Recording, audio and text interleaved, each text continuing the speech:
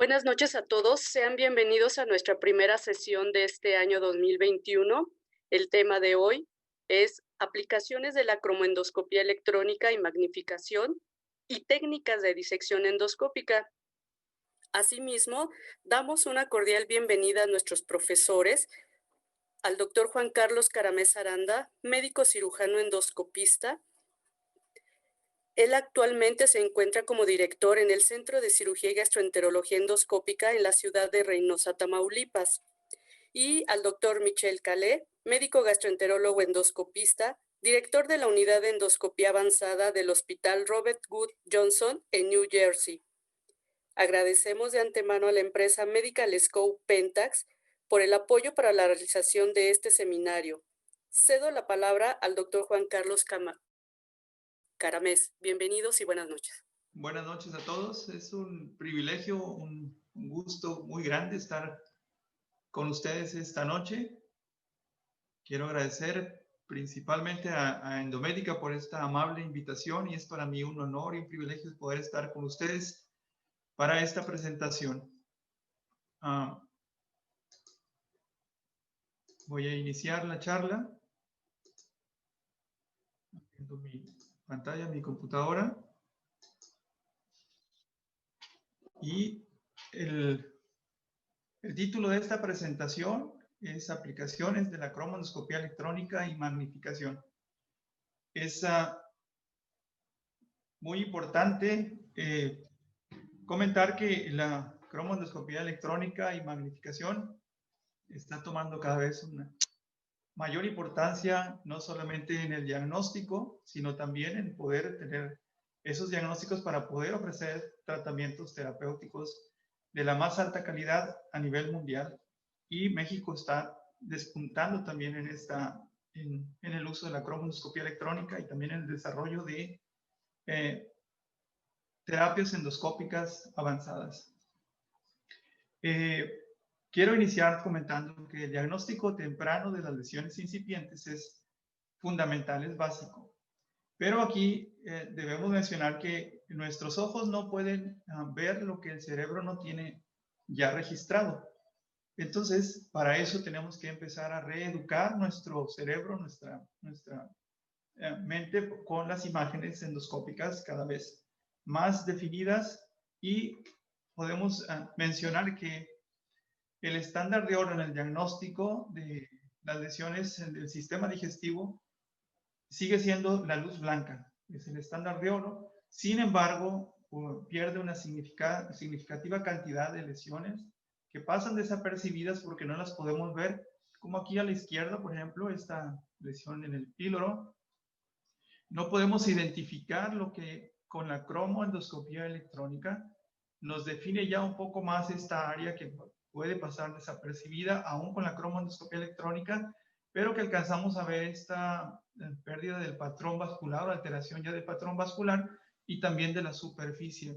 Y cuando aplicamos la cromoendoscopía con magnificación, podemos ya identificar áreas muy pequeñas que con la luz blanca podrían pasar desapercibidas, obviamente retrasando el diagnóstico y consecuentemente también el tratamiento de las lesiones del sistema digestivo.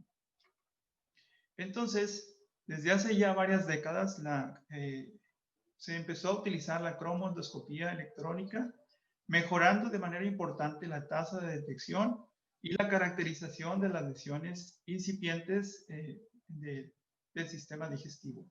Se empezaron a utilizar diferentes colorantes que resaltaban pequeños cambios de la superficie de la mucosa digestiva y nos permitían poder hacer diagnósticos tempranos de neoplasias intraepiteliales con la posibilidad de ofrecer más adelante tratamientos endoscópicos resectivos que pueden prevenir o nos previenen ahora la necesidad de cirugías.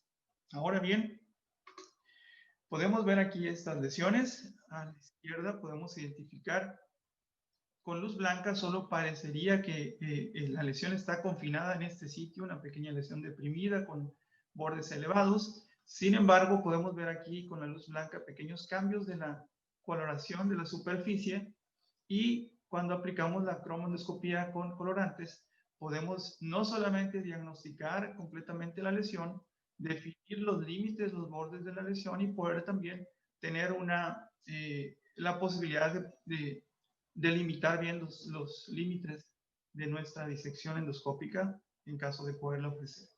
En esta imagen de abajo a la izquierda también podemos identificar con luz blanca cuando empezamos a buscar intencionalmente cambios en la superficie y cambios en la vasculatura. Podemos identificar en esta área cambios del patrón de la superficie, se vuelve irregular, se vuelve de características diferentes al resto del estómago y podemos identificar cómo los vasos sanguíneos se cortan a este nivel, pero con la cromoendoscopía con colorantes se hace muy evidente no solamente el tamaño completo de la lesión, sino también los límites de la misma para poder hacer una disección de manera satisfactoria, de manera completa. Entonces, desde hace ya algunos años también, con el advenimiento de mejores capacidades de resolución de las imágenes de las computadoras, procesadores con software cada vez más veloces, se empezaron a agregar algunos filtros ópticos y actualmente casi o prácticamente todas las compañías o todos los endoscopios tienen ya incluidos en sus softwares capacidad de tener cromoendoscopía electrónica en sus procesadores. Entonces, podemos ver aquí, las diferentes marcas tienen diferentes sistemas de identificación con cromoendoscopía electrónica y en general tenemos una sensibilidad hasta de un 96% y una especificidad de un 94% con los diferentes tipos de cromoendoscopía con los que contamos actualmente. Se ha demostrado y se ha hablado muchísimo de la hipótesis de la carcinogénesis y se inicia con una gastritis aguda que persiste con el tiempo y se torna como gastritis crónica, pero podemos identificar aquí con la cromoendoscopía electrónica las características, como empieza a haber un patrón de superficie perdido, áreas planas completamente, hay cambios discretos en la microvasculatura, en la atrofia, cuando ya la alteración o el daño persiste, se agrega la presencia de bacteria Helicobacter pylori. Tenemos áreas con atrofia, pálidas, adelgazadas, pero esto puede persistir, puede continuar y ocurren cambios o metaplasia intestinal con un patrón velloso que nos recuerda la superficie intestinal, muy claramente definido con la cromoendoscopía electrónica, y podemos identificar aquí ya con la cromoendoscopía y magnificación la presencia de displasia y un área que se puede identificar completamente con una línea de marcación, y en el centro podemos identificar una zona específica con pérdida del patrón de superficie y pérdida también del patrón de la microvasculatura. Entonces nos damos cuenta cómo la cromoendoscopía electrónica y la magnificación nos pueden o nos ayudan para identificar lesiones premalignas muy pequeñas, cambios en el patrón de superficie, cambios en el patrón de la microvasculatura, y esto nos lleva a identificar lesiones incipientes y la posibilidad de disminuir de manera importante la posibilidad de desarrollar cáncer a nivel del sistema digestivo. Quiero presentar video donde vemos una lesión en la región prepilórica. Es muy evidente, muy obvia, pero quiero que veamos las características. Con la luz blanca podemos definir bien la superficie. Vean aquí cómo estamos ahora con la cromoendoscopía electrónica. Esta es alta definición, cromoendoscopía electrónica, pero podemos ver aquí también con la magnificación cómo ahora podemos identificar no solamente delimitar perfectamente bien la lesión, sino ver el patrón de superficie como está completamente irregular y alteraciones también en la microvasculatura, e identificar así una lesión con displasia de bajo grado. Muy bien.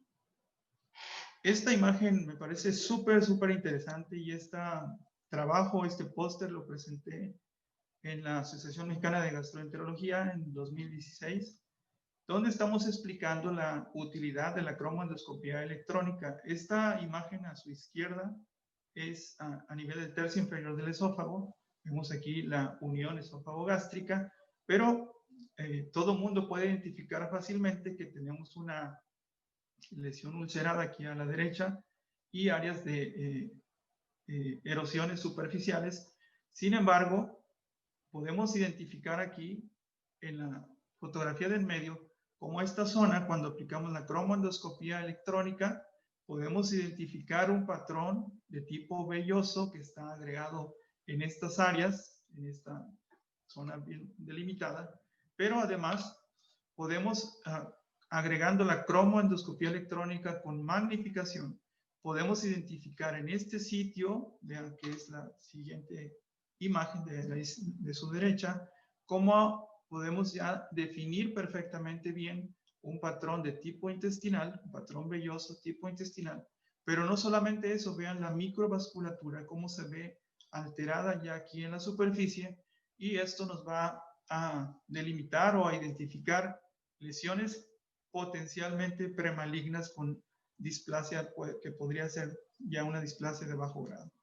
Entonces vean cómo de la luz blanca esta lesión que no la podríamos identificar solamente con la luz blanca, aún con la utilización de endoscopios de alta definición, utilizando la cromoendoscopía electrónica y la magnificación podemos definir áreas precisas, áreas específicas y tomar biopsias de estos sitios específicos que nos van a llevar a tener un incremento importante en la capacidad de poder tener diagnósticos tempranos, oportunos en nuestros pacientes.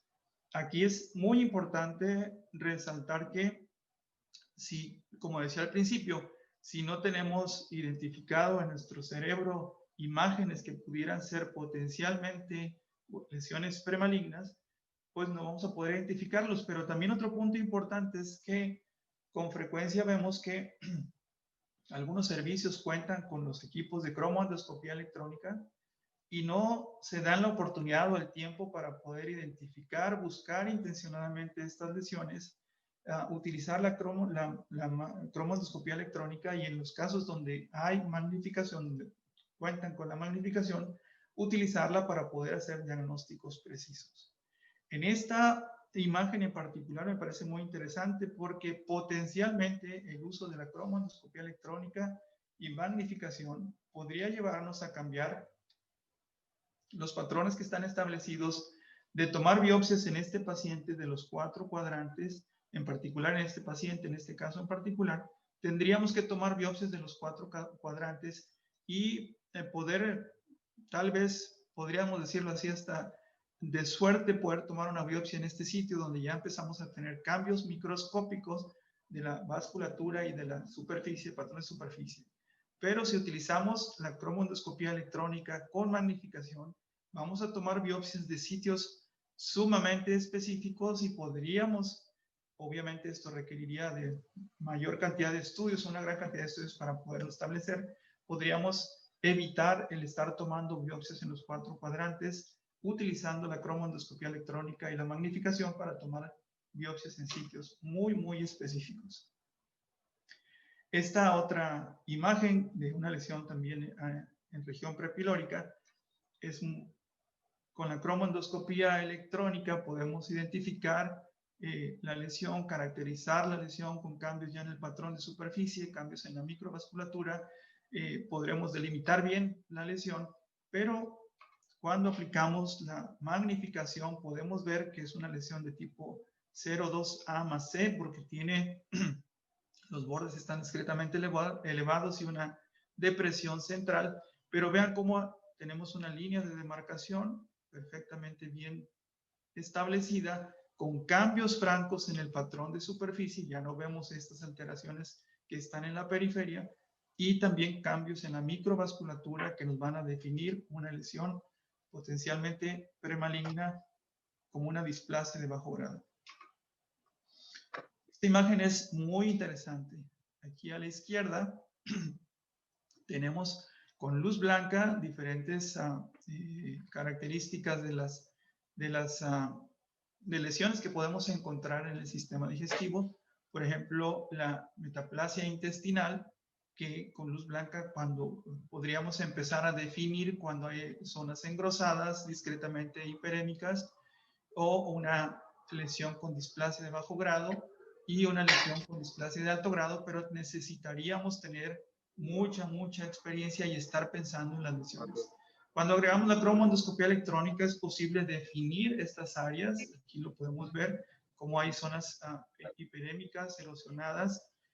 Esta lesión en la porción central, que nos puede definir precisamente bien la lesión, donde empieza a haber ya cambios en el patrón superficial, en el patrón de superficie, y esta zona con displasia de alto grado también cambios en el patrón de superficie. Pero con la magnificación, agregando la magnificación, podemos ver aquí ya el patrón que nos recuerda el patrón velloso intestinal.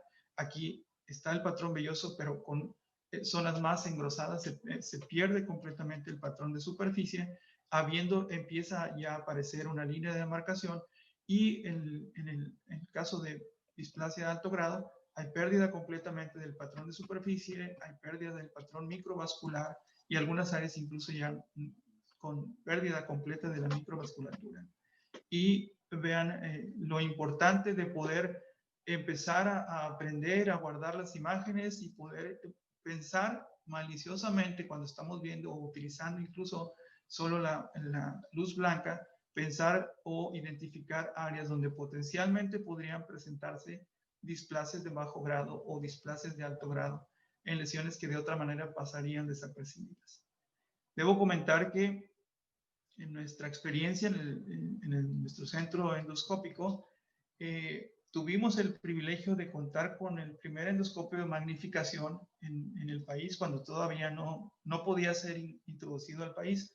Gracias a Dios por estar en la frontera, tuve la oportunidad de poder tener este endoscopio en 2014, ya a finales de 2014. Entonces prácticamente tenemos 6 años ya con aprendiendo, tomando mucha experiencia en la identificación de estas lesiones. Y este trabajo, específicamente esta diapositiva, esta fotografía, también la presenté en la DDW en el 2017, donde tuve la oportunidad junto con el doctor Michel Calais, mi amigo que estará a continuación con nosotros, tuve la oportunidad de presentar este trabajo, este póster. Vean aquí una lesión en el recto, lo estamos viendo en retrovisión, como con luz blanca es evidente la lesión porque es una lesión elevada, podemos identificar bien los bordes de la lesión, incluso con la luz blanca podemos ver cambios en el patrón de la superficie. Con la cromoendoscopía electrónica podemos precisar bien ya cambios francos en el patrón de superficie en esta lesión, y lo vemos también en el lado derecho. Sin embargo, con la magnificación podemos ver, vean aquí la microvasculatura, cómo está teniendo cambios.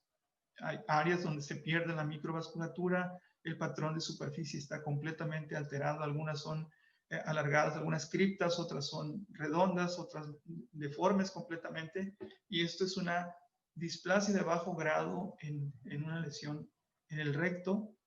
Y vean, utilizando la cromoendoscopía electrónica podemos tener estas imágenes y tener diagnósticos precisos, y obviamente, como lo indican los patrones en los japoneses, tomar biopsias de sitios muy específicos, tomar la menor cantidad de biopsias, o a veces incluso no tomar biopsias porque tenemos ya prácticamente un diagnóstico preciso con la cromoendoscopía y magnificación. Entonces, se ha demostrado ya en infinidad de muchos artículos que están en diferentes revistas internacionales la efectividad de la cromoendoscopía electrónica y magnificación comparado con la luz blanca solamente. Y vemos aquí cómo el porcentaje se incrementa a más de un 90% en lesiones no cancerosas para identificarlas, y en lesiones premalignas o malignas incipientes hasta un 95% de efectividad para lesiones pequeñas deprimidas en la superficie del sistema digestivo. Y también vemos cómo en esta, la capacidad o la seguridad diagnóstica se incrementa por arriba del 93%, la sensibilidad se incrementa hasta un 95% y la especificidad para el diagnóstico de lesiones incipientes o el diagnóstico de estas lesiones se incrementa arriba del 95%, cerca de un 97%, utilizando o agregando la luz blanca más cromoendoscopía más la magnificación. Entonces, ¿qué es lo que se requiere para poder hacer este tipo de diagnósticos o los diagnósticos precisos de las lesiones que estamos comentando? Obviamente, tener o contar con endoscopios de alta definición y, como decía al principio, la mayoría, o si no es que todas las marcas ya de endoscopios tienen integrados en sus procesadores la capacidad de poder utilizar cromoendoscopía electrónica y, bueno, si contamos con los endoscopios de magnificación, utilizar también la magnificación para poder hacer estos diagnósticos. Es importante poder contar con el cap plástico que se coloca en la punta del endoscopio, lo que nos va a permitir tener las lesiones a una distancia de 2 o 3 milímetros que nos permiten tener imágenes como estas que les estoy mostrando aquí a la derecha y nos va a mejorar la resolución y la capacidad de aplicar la magnificación en el tejido que estamos investigando y poder tener diagnósticos precisos. También es importante la utilización de WaterJet para poder lavar perfectamente bien el área que estamos estudiando y debemos limpiarla de manera muy precisa de saliva, de restos de alimentos, de bilis o de sangre en caso de que hubiera sangre en la superficie que nos va o nos puede ocultar estas lesiones que, como están viendo, son lesiones muy definidas, generalmente a veces son muy grandes, pero a veces son pequeñas lesiones que si tienen algo de saliva o algo de moco o de bilis, o pueden pasar desapercibidas. Esto es un punto importante, por eso lo puse resaltado con otro color, es que debe estar debidamente entrenado, no solamente el operador, a veces solamente el endoscopista es el que está capacitado para ver, pero mientras más entrenado esté todo el equipo con el que estamos trabajando, mientras más interesado lo tengan el personal que está trabajando junto con ustedes, mayor va a ser nuestra capacidad de poder hacer diagnósticos precisos, diagnósticos específicos.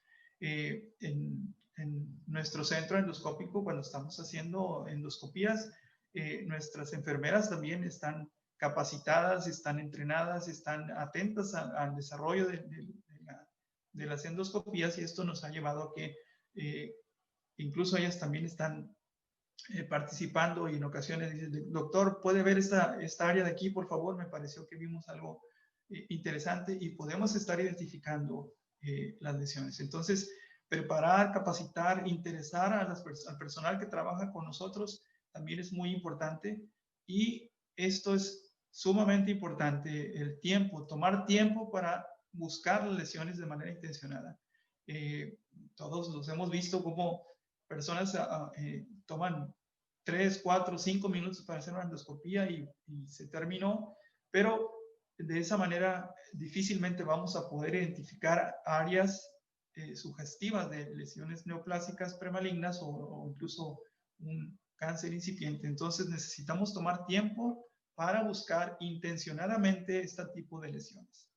También es importante utilizar antiperistálticos cuando tengamos un movimiento intestinal acelerado, poder indicar que al paciente se le pase un antiperistático, disminuir los movimientos del estómago o del intestino en caso de que estemos en el colon y poder tomar, como les decía, el tiempo para poder identificar estas lesiones. Utilizar mucolíticos también es un punto que los japoneses toman mucha atención en ello y nos recomiendan ampliamente que usemos incluso antes de la endoscopía, utilizar mucolíticos y obviamente al estar ya en el procedimiento endoscópico, evitar puntos ciegos. ¿Cómo podemos hacerlo? Obviamente esto va a requerir tiempo, insuflar de manera adecuada. Por ejemplo, en el estómago, cuando estamos haciendo retrovisión, tenemos que insuflar bien para poder lograr que los pliegues se aplanen y poder identificar áreas sugestivas de estas lesiones.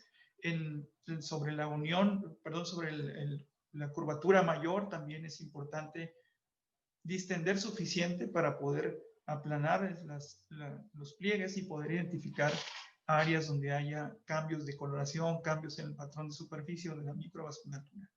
Y obviamente explorar cuidadosamente toda el área que estamos investigando, ya sea el estómago, el esófago, el colon. Tenemos que tomar el tiempo, como decía hace un momento.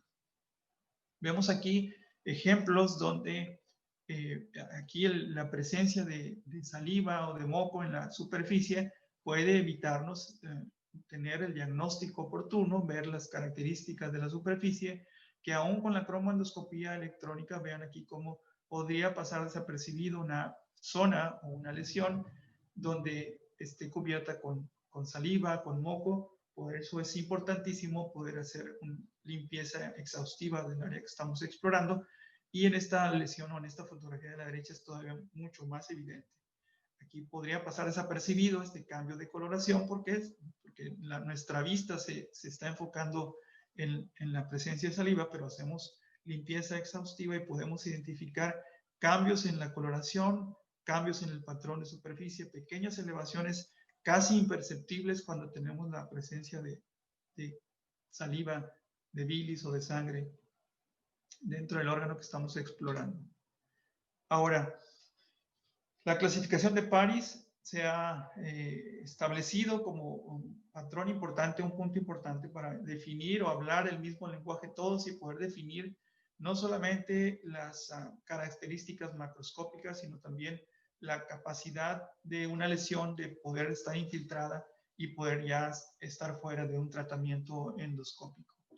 Voy a ser breve, se clasifican o se dividen como lesiones pedunculadas y de estas tenemos las lesiones que están subpedunculadas o lesiones sésiles, se clasifican como 1P, 1S, la lesión sésil, y obviamente va a ir determinado o es importante establecer y tener siempre presente que de acuerdo a las capas, a la profundidad de las capas, las características macroscópicas de las lesiones, ya podemos ir nosotros definiendo cuál lesión va a ser susceptible de llevar a un tratamiento endoscópico, como una resección endoscópica de la mucosa, una disección endoscópica submucosa, o que puede requerir incluso una resección de espesor completo de la pared del órgano que estamos estudiando. Entonces, las lesiones discretamente elevadas es la lesión 2A, una elevación muy discreta de la superficie, o lesiones 2B, que es una lesión plana completamente, pero que tiene alteración o cambios en la coloración del patrón de superficie. La lesión 2A más C son lesiones elevadas con una depresión central, como las que le mostré casi al principio de la presentación, donde vemos en los bordes de la lesión son elevados discretamente, pero en el centro podemos o encontramos una depresión. Las lesiones 2C son planas y con una depresión central. No tienen la elevación lateral que vemos en las lesiones 2A más C. La C significaría la depresión que vemos a nivel central. Y la 2A más 1S es una lesión elevada, pero que además tiene una lesión sésil que protruye un poco más arriba de la lesión principal. Y la lesión 0,3 es una lesión completamente excavada que potencialmente estaría fuera de algún tratamiento endoscópico por que ha profundizado más allá de la muscularis mucosa y que puede estar ya teniendo invasión linfática local. Esta es la clasificación BS del Dr. Yao, publicada en la revista de Clinical Endoscopy en el 2015, donde define y se ha tomado de manera importante a nivel internacional para definir bien los cambios que podemos encontrar con la cromoendoscopía y magnificación.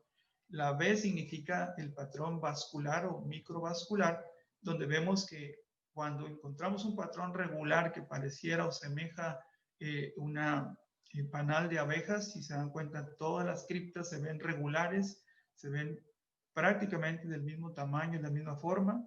Esta es una lesión benigna, puede tener cambios, no va a haber cambios displásicos.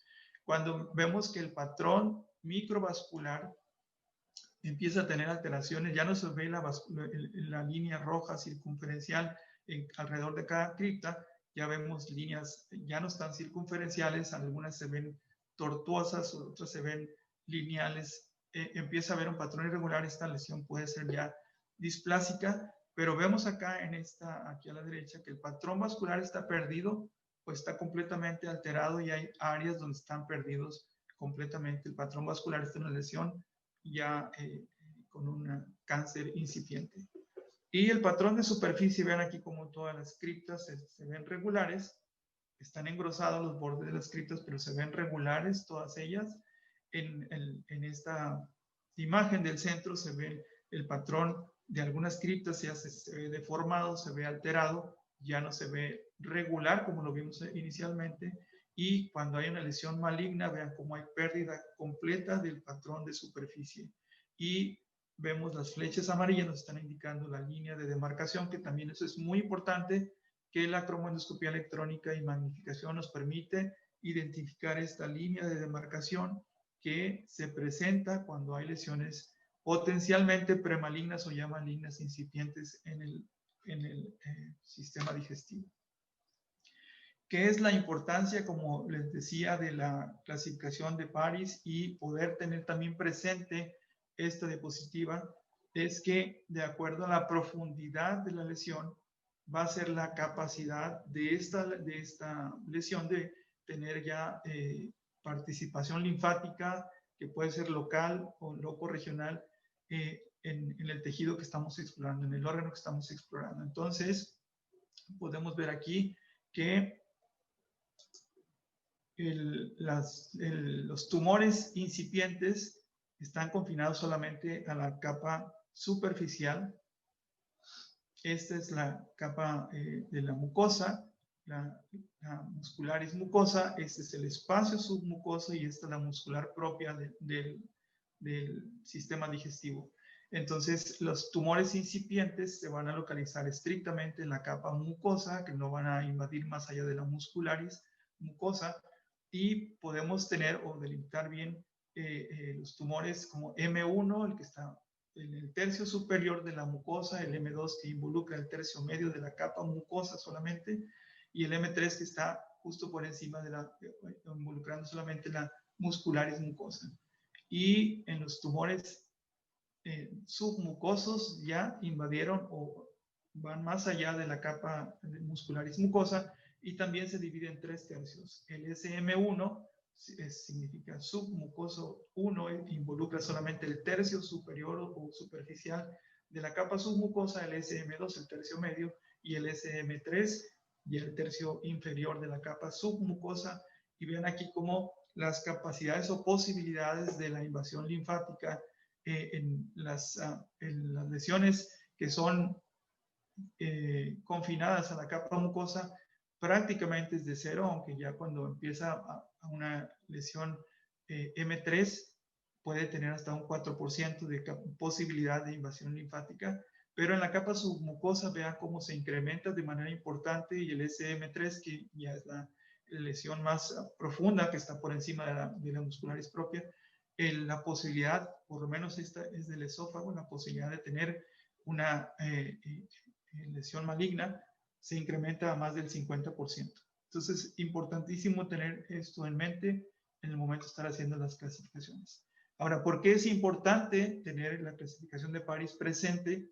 Porque de acuerdo a la clasificación vamos a poder, desde que estamos haciendo el diagnóstico, podemos ya identificar qué lesiones van a ser susceptibles de disección endoscópica de la submucosa, cuáles pueden ser susceptibles de una resección endoscópica de la mucosa y también definitivamente cuáles no van a ser ya pacientes candidatos para hacer una disección endoscópica. Entonces, las lesiones superficiales 1S o 2A pueden ser o son susceptibles de tratamiento con resección de la mucosa o disección endoscópica de la submucosa.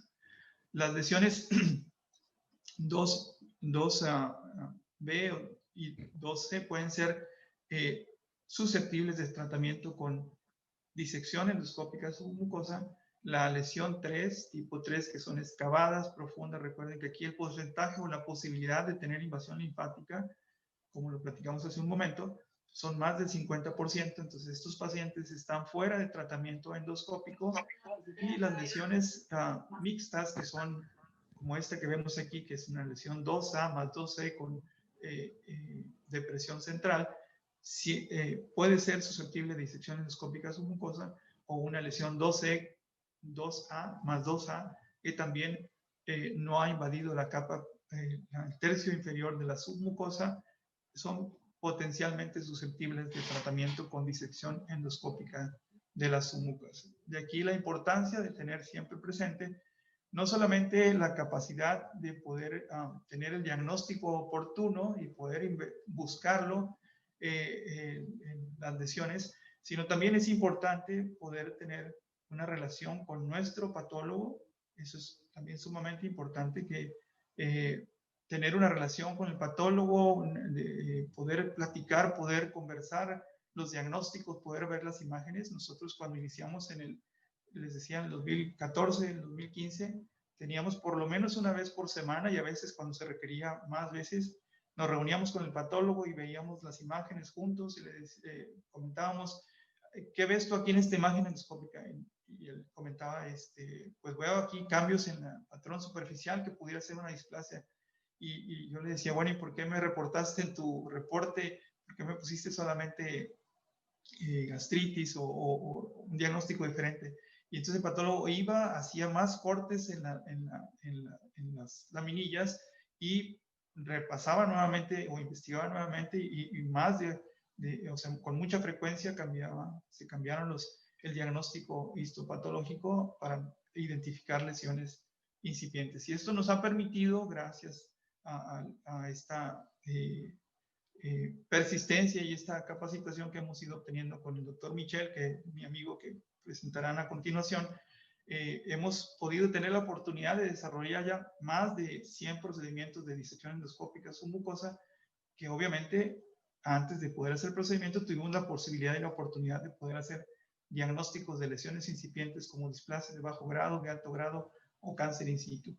Entonces, la utilidad de la cromoendoscopía electrónica y magnificación no es solamente la gran utilidad de identificar lesiones premalignas o malignas incipientes, sino también identificar los límites de la lesión, como lo podemos ver aquí en esta imagen. Podemos identificar con la cromoendoscopía electrónica y magnificación no solamente ver que es una lesión ya con displasia de bajo grado, sino identificar los límites precisos de la lesión, identificar también si hay líneas de demarcación. En esta lesión no existe, pero también nos va a ser de utilidad para marcar los límites de nuestra disección endoscópica y poder tener disecciones R0, que es el punto que necesitamos o donde todos queremos llegar. Entonces, esta ha sido mi participación. Les agradezco mucho su atención y estaré pendiente por las preguntas que se puedan suscitar. Y Lili, voy a dejar de compartir pantalla para seguir pendiente aquí de la presentación del doctor Michel. Muchas gracias, doctor Caramés. Y adelante, doctor Michel Cale. Hola, buenas noches. Un honor y un placer de hablar para todos mis amigos de México. Espero que todo está bien, que todo está en buena salud. Es la cosa más importante ahora, de ser en buena salud.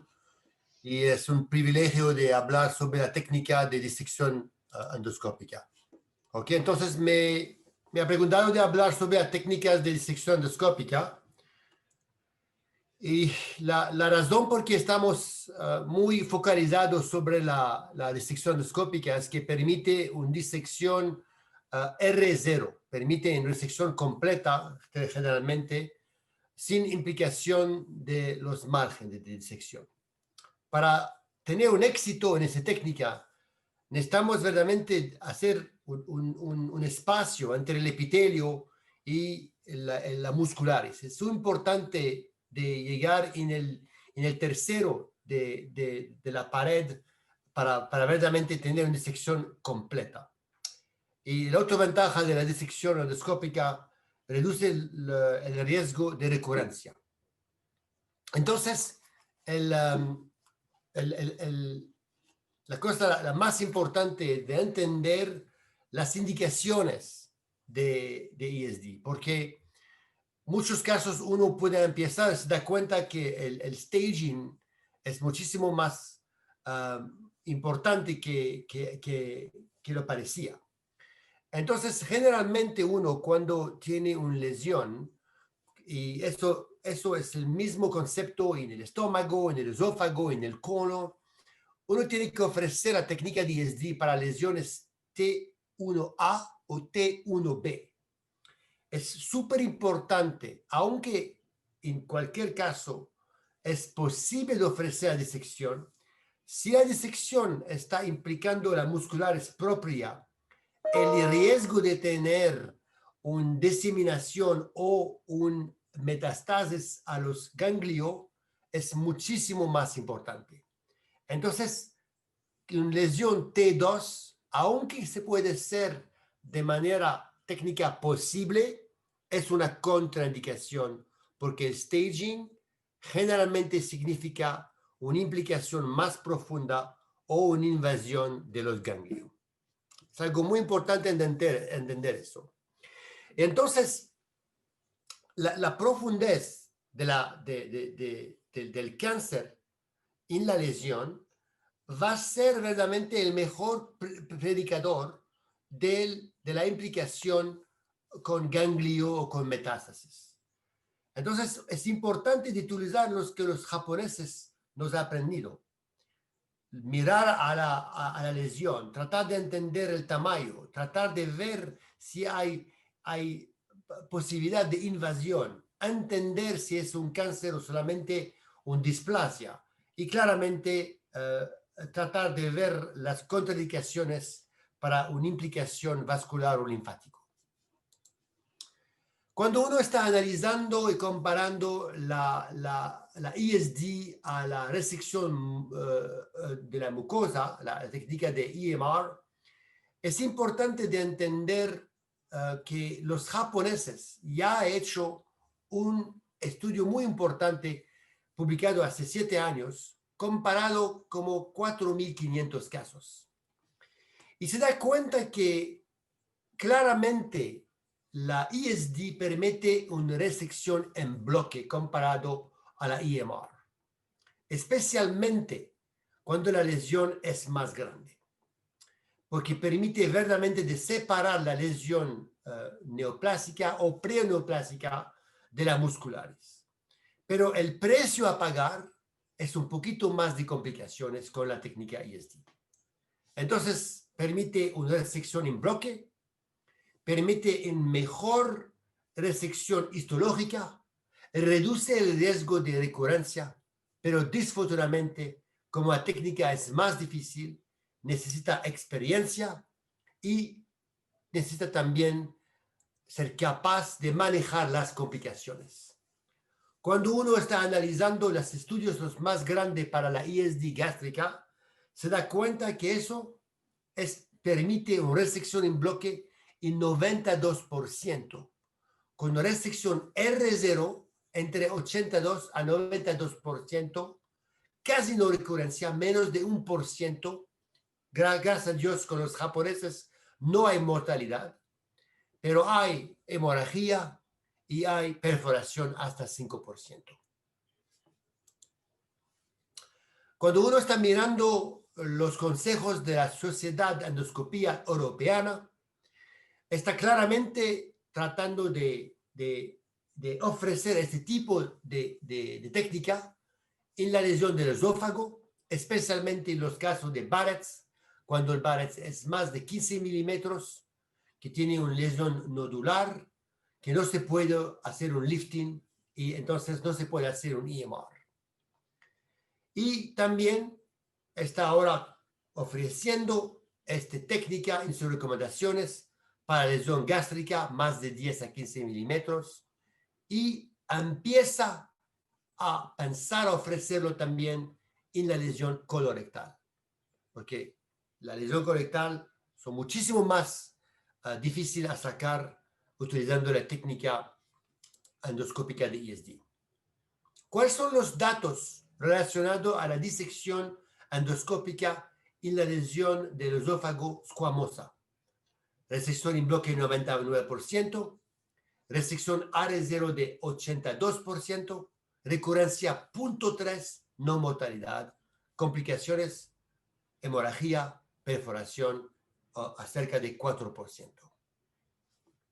Cuando uno analiza las lesiones cancerosas de adenocarcinoma del esófago, también tenemos resección en bloque de 97%, con un RSD un poquito menos, casi de 80%, no hay recurrencia, no hay mortalidad, complicaciones existen, son menos, pero existe hemorragia de 1%, perforación de 2.3%.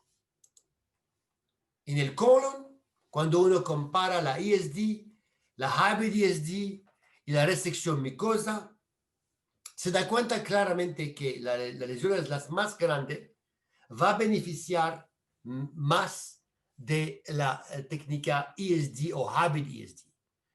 Y porque el colon es súper difícil, vamos a tener todavía casos que no podemos ofrecer una cura completa y que va a necesitar cirugía. Es un concepto importante que tenemos que recordar. ¿Cómo podemos estimar los márgenes mejor? Podemos detectar los pacientes que tienen margen positiva y que va a necesitar o un ISD otra vez o en cirugía.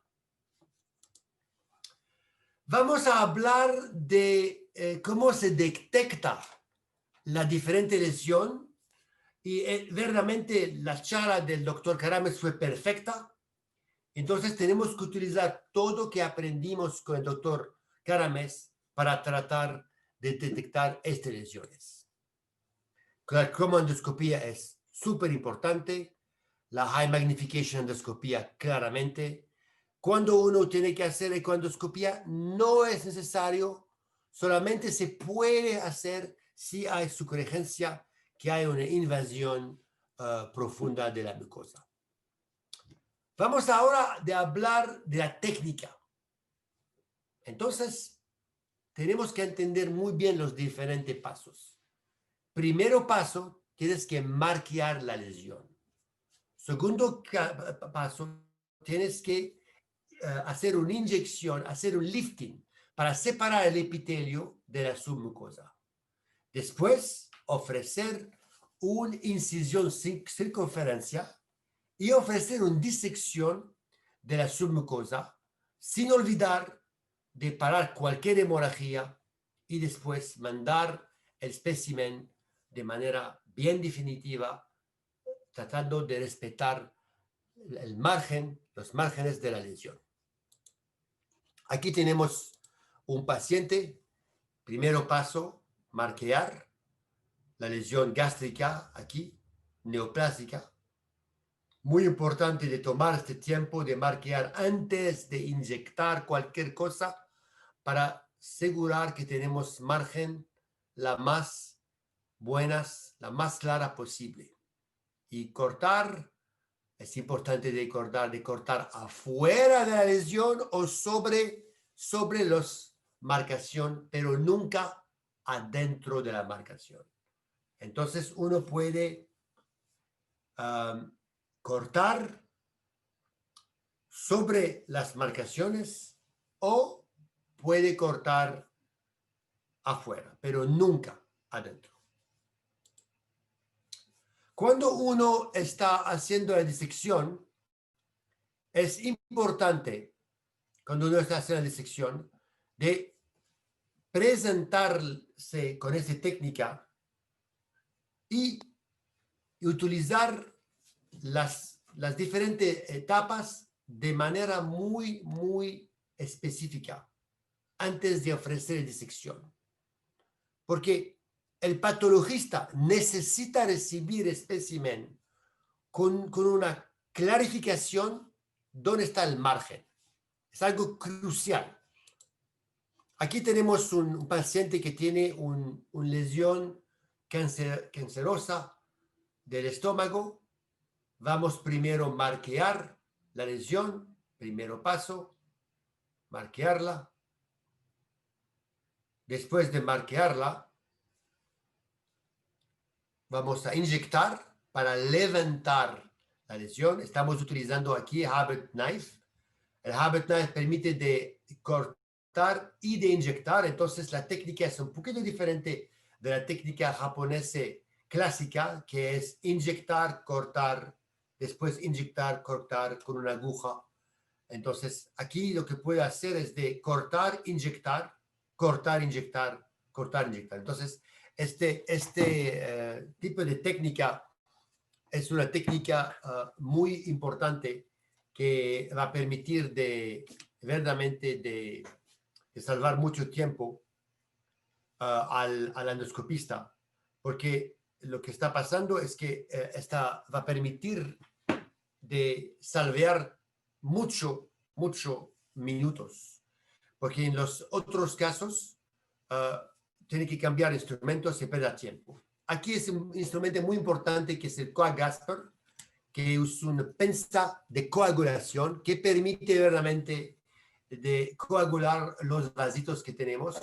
Y hay una regla muy fácil: cuando el vaso es más grande que el tamaño de tu instrumento en diámetro, tienes que utilizar el Coagasper para coagularlo. Aquí estamos al fin de la disección. Estamos utilizando aquí el instrumento IT2, Insulated Tip Knife. La bola es insulante y permite de sacar los bordes sin lastimar la muscularis. Y presentar la lesión para el patologista es algo verdaderamente crucial. No tenemos que olvidar esto. Instrumentos son algo que todos los endoscopistas tienen que conocer. CO2 es capital, es sumamente capital, porque el CO2 se resorba de 150 veces más rápidamente que el aire. Conocer los diferentes instrumentos, los diferentes agujas para cortar, es algo súper importante. Por ejemplo, aquí la Dua Knife es una aguja muy chiquita que preferimos utilizar en el esófago o en el colon. Para el estómago generalmente uno puede utilizar una aguja más grande. Estamos hablando aquí del flush knife o del knife IT2, que tiene una bola isolante para no lastimar la muscularis o cuando uno está haciendo una disección completa el peritoneo. La solución que tenemos que utilizar para levantar la lesión puede ser de glicerina. Los japoneses les gusta mucho la glicerina, o en solución de ácido hialurónico. Todo se mezcla con índigo carmine o el azul de metileno. Ahora vamos a tratar de hablar de la técnica avanzada. ¿Okay? ¿Cómo uno puede ofrecer una técnica avanzada a un paciente que tiene un Barrett? Especialmente cuando la lesión es una lesión difícil que está localizada en el fin del esófago, casi a la junción esogástrica. Aquí tenemos un paciente, estamos a punto de publicar este caso, entonces es algo súper nuevo, esta técnica, que tiene una lesión aquí verdaderamente sobre la junción esogástrica. Y esta lesión es muy sospechosa para cáncer, y vamos a utilizar la técnica de Yamamoto de tunelización. Vamos a tunelizar atrás la lesión. Casi utilizando la técnica de Poem, vamos a marquear. Después de marquear, arriba de la lesión, vamos a tunelizar. Entonces creamos aquí un espacio entre la lesión cancerosa y la muscularis. Cortamos arriba y ahora lo que vamos a hacer es de cortar abajo. Entonces tenemos una cortada superior y una cortada inferior. Cuando el túnel está muy limpio, con una separación clara entre las musculares y el epitelio. Vamos ahora con la IT2 que tiene la bola isolante, cortar lateralmente la lesión. La idea es de preservar los márgenes de la lesión, pero también tratar de cambiar un poquito de tiempo. ¿Ok? Ahora que podemos cortar lateralmente, el problema que tenemos para terminar la disección es que necesitamos más tracción. Hay muchas técnicas de tracción, pero ahora la industria, en este caso vamos a utilizar un accesorio de Macrotech que tiene un clip que venía con una banda elástica combinada y tiene aquí un abierto que permite, después de poner el clip sobre la lesión que tenemos que cortar, podemos utilizar un otro clip para dar tensión. Entonces, vamos a poner el otro clip con la tensión del elástico en el estómago a frente de la lesión que estamos tratando de cortar. Ahora tenemos tensión y podemos cortar la lesión más rápidamente y preservando los márgenes. Entonces tuvimos la patología final, los márgenes de resección fue negativa y el paciente ahora está en surveillance y está sin problema. Entonces, cuando uno está mirando las recomendaciones de la Sociedad Europea de Gastroenterología, que está súper avanzada, por ejemplo, comparado a la Sociedad Americana, que hasta ahora no tiene recomendación tan clara, es importante de entender las indicaciones para ISD, hacer una evaluación antes, muy importante, con todo lo que aprendemos con el doctor Karames, aprender cómo se hace de manera saludablemente, aprender cómo manejar el espécimen, aprender cómo poner el paciente en la surveillance, aprender cómo trabajar con su patologista, aprender a crear un registro para tratar de ver cuál es el éxito del endoscopista. Cuando el paciente tiene una resección R0, si está mejorando o no mejorando. Entonces es súper importante y claramente se quedar muy cerca del progreso de los nuevos accesorios porque el training nunca para. Cada vez puede aprender algo nuevo, cada vez puede mejorarse. Y cuando uno está mirando, por ejemplo, a los japoneses, como recomienda aprender este tipo de técnica, hasta ahora no tenemos ninguna recomendación clara de la ciudad americana, pero los japoneses dicen que necesitamos tener a alguien que tiene todos la fundación de la dexteridad endoscópica, al menos de 1000 casos de endoscopía diagnóstica, al menos, y tener acceso a un modelo ex vivo, aprenderlo entre 5 a 20 lesiones, después aprender con animales, los modelos in vivo, al menos 5 sesiones con restricción completa de lesiones y después tratar de encontrar un mentor que va a permitir de ayudarle cuando está en situación difícil. Empieza con el estómago, después el recto, después el esófago y termina con el colon, que es súper difícil y que perfora con eso. Súper importante de evitar cualquier lesiones que tiene ulceración. Típicamente ulceración es un señal que el paciente tiene un cáncer muy profundo. Y también propone de hacer al menos 30 casos con supervisión. Aquí fue nuestro último curso que hicimos hace ahora 1 año en Colombia, fue en Cali. Verdaderamente no hay nada que pueda reemplazar los cursos en vivos. Ojalá que podamos rehacerlo porque la práctica con profesores es algo crucial para aprender ese tipo de técnicas, no solamente para ver cómo los profesores trabajan, pero también para aprender de cada uno tips y consejos. Entonces, ISD permite una resección en bloque y una resección curativa cuando uno lo compara a EMR. mejor indicación en el estómago, después en el esófago, finalmente en el colon, cuando uno tiene mucha experiencia.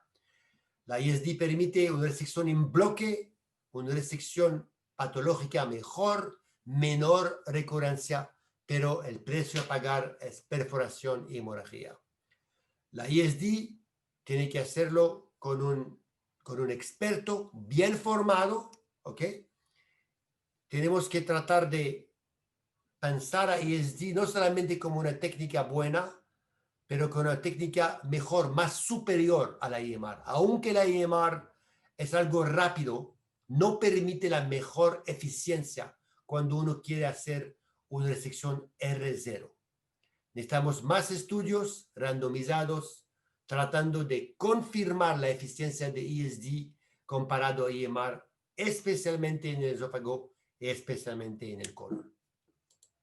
Muchas gracias para su atención y me quedo a su presencia para preguntas, si quieres. Muchas gracias, doctor Michel Calais. Si hay una pregunta.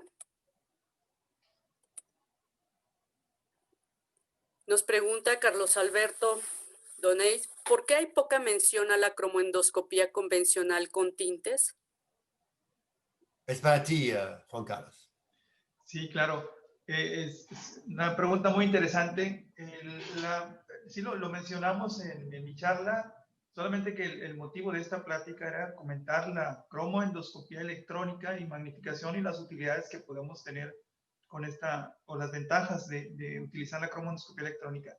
Sin embargo, está demostrado que la cromoendoscopía con colorantes y el uso, cuando sea posible, de la magnificación, tiene las mismas tasas de diagnóstico, arriba de un 95%, tanto de diagnóstico como de sensibilidad y especificidad de los diagnósticos. Entonces, sí tiene utilidad la cromoendoscopía con colorantes para el diagnóstico de lesiones incipientes y lesiones susceptibles de desarrollar las técnicas que el doctor Michel nos ha comentado. La siguiente pregunta de la doctora Marisa Sandoval. Excelente ponencia de ambos. ¿Qué tipo de mucolito eficaz utilizan? Saludos. Sí, se puede utilizar dimeticona diluido con solución, o incluso se puede utilizar si cuenta con el water jet, en la solución que se va a instilar con el water jet puede estar también la dimeticona. Entonces, y lavar el órgano o las áreas que estamos investigando, lavarlas con solución fisiológica y con dimeticona es suficiente para deshacer la saliva, o poder quitar fácilmente la saliva y las burbujas que se forman dentro del estómago y poder tener una limpieza. Y esa es una pregunta muy interesante porque los japoneses lo utilizan incluso desde antes que el paciente entre a la endoscopía. En la sala de espera, mientras el paciente está esperando su turno, se le da a tomar una solución con dimeticona, se esperan unos 5 o 10 minutos y ya el paciente pasa a su procedimiento endoscópico. Es importantísimo la pregunta por lo que comentamos, que mientras mejor preparado esté el órgano que estamos investigando, la posibilidad de poder identificar estas lesiones pues se incrementa de manera exponencial. Pero me parece una pregunta muy interesante y gracias a la doctora por hacerla. Gracias, doctor Caramés. Al parecer ya no hay más preguntas. Si alguien quiere preguntar con voz, pueden abrir su micrófono y hacerlo de esa forma.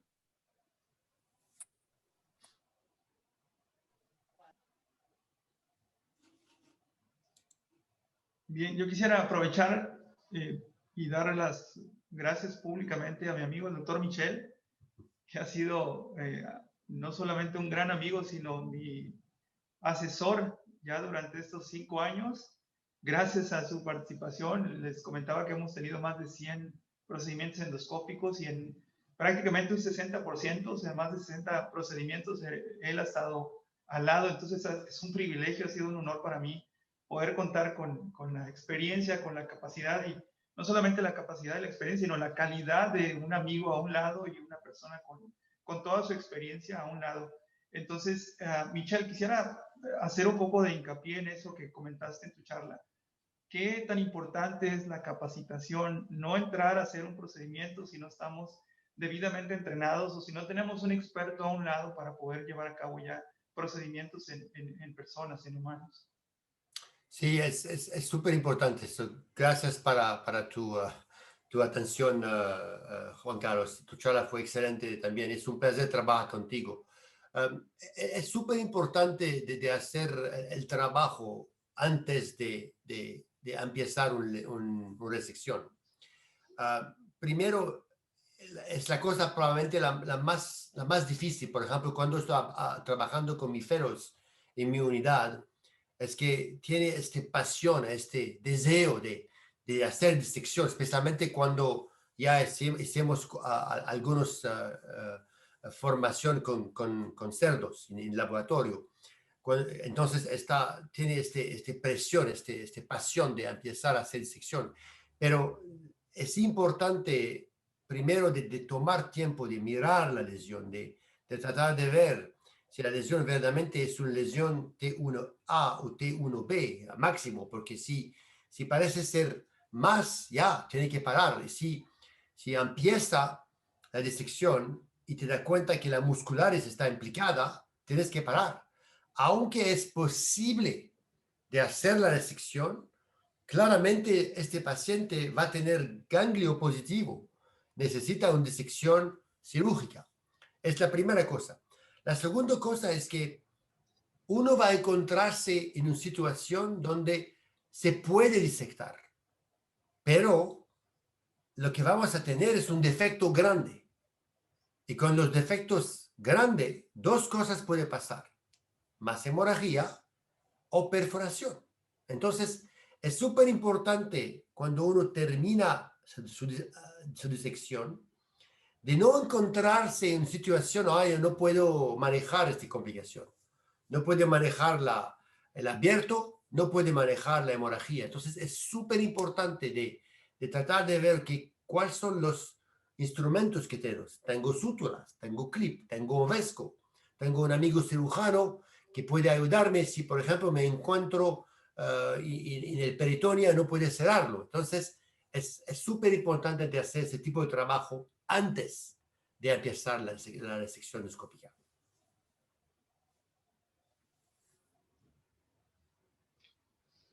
Si no hay otra pregunta, quiero aprovechar también, Michelle, y solamente hacer también hincapié en como ya lo estás comentando, contar con todos los accesorios necesarios para en caso de complicaciones poder salir adelante en ellas, ¿no? Pero no solamente pensando en complicaciones, sino pensando en el desarrollo saludable o sano de una bonita y disección endoscópica que además sea de beneficio para el paciente. La utilización o de contar con todos los accesorios, como dijiste, el CO2, los diferentes cuchillos con los que podemos requerir durante el procedimiento. Michelle, ¿qué tan importante es esto para que todos tengamos bien claro ese valor de contar con todos los equipos necesarios antes de poder ofrecer a nuestros pacientes una disección que, como bien lo comentaste, poder lograr resecciones R0 y poder curar a los pacientes en estos procedimientos? Sí, entonces uno tiene que hacer su trabajo. Por ejemplo, me invitaron hace algunos años a ir a Venezuela para hacer casos y me da cuenta que no tenía CO2.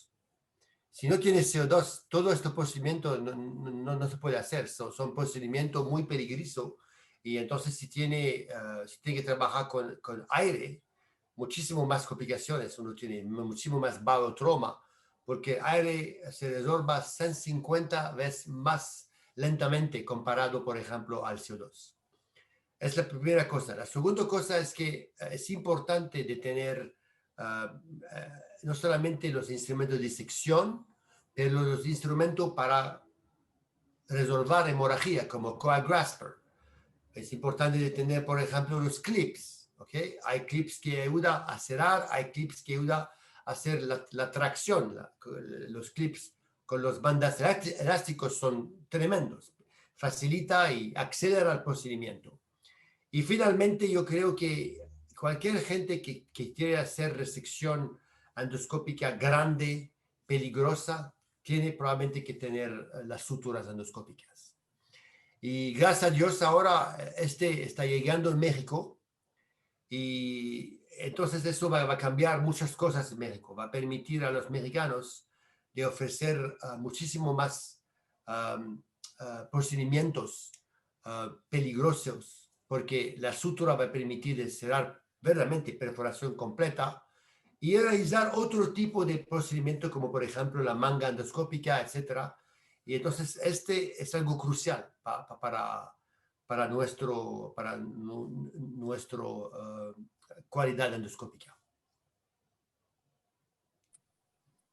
Muchas Tenemos otra gracias, Michelle. Tenemos otra pregunta del doctor Ronald Mora. ¿Cuál es la curva de aprendizaje en modelos animales para luego hacer la técnica en humanos? Sí. Los japoneses aconsejan al menos 20 casos ex vivo. Esos son modelos ex vivo, solamente un estómago, un esófago, etc. Y después hacer al menos 5 casos en un animal con supervisión. Y la mayoría de los expertos japoneses recomienda los 20 primeros casos de ESD con un mentor atrás.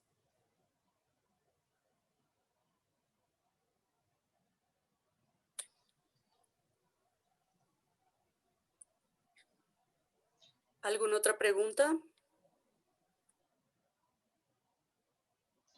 Quisiera aprovechar, Lili, si me permitas.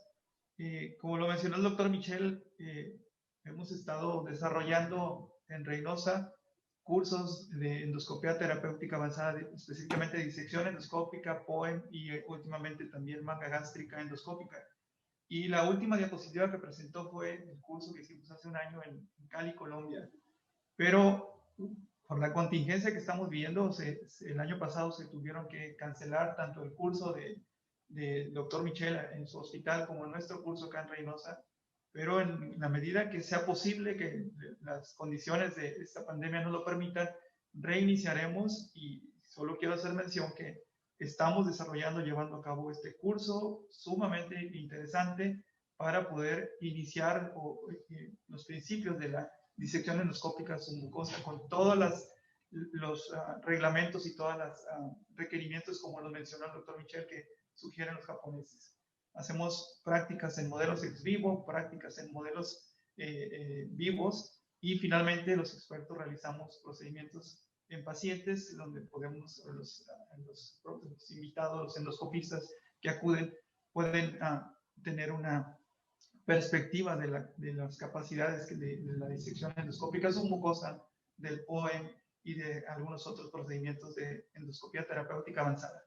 Y nuevamente agradezco a mi amigo el doctor Michel por esta oportunidad de poder trabajar juntos. Ha sido siempre un honor poder trabajar con él y un gusto además, porque como lo ven es muy entusiasta, le gusta compartir todo el conocimiento y las capacidades que tiene. Y los invito en cuanto haya posibilidades para que puedan acudir a nuestro curso también. Y necesitamos rehacerlo. Ojalá que lo podemos rehacerlo muy pronto. Eso esperamos. Juan Carlos, soy Fernando Amigo, simplemente para agradecerte a ti y al doctor Calé por las excelentes presentaciones. Muchísimas gracias por su ayuda, ha sido muy, muy interesante y estoy seguro que de mucha utilidad para todos los asistentes. Muchas gracias. Muchas gracias, Fernando, ha sido un privilegio. Lili y a todo el equipo de Endomédica, agradecemos infinitamente esta oportunidad, este privilegio de poder compartir este tiempo. Gracias a todos los amigos que están conectados, endoscopistas de diferentes partes de Centro y Sudamérica.